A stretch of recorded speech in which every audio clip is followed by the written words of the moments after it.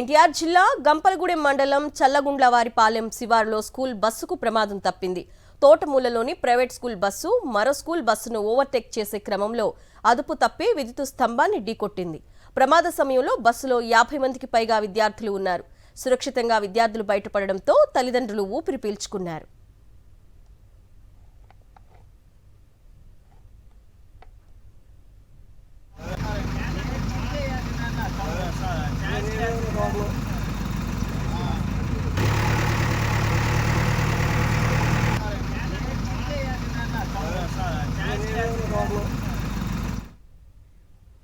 మంచిర్యాల జిల్లా లక్సిటిపేటలో రోడ్డు ప్రమాదం జరిగింది. ఎదురుగా వస్తున్న బొలెరో వాహనాన్ని ఢీకొని ఆటో బోల్తా పడింది.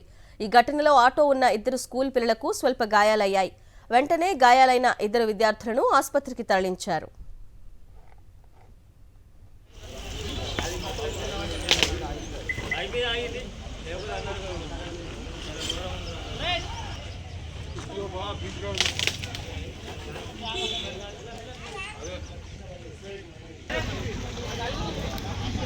ఘోరమైంది.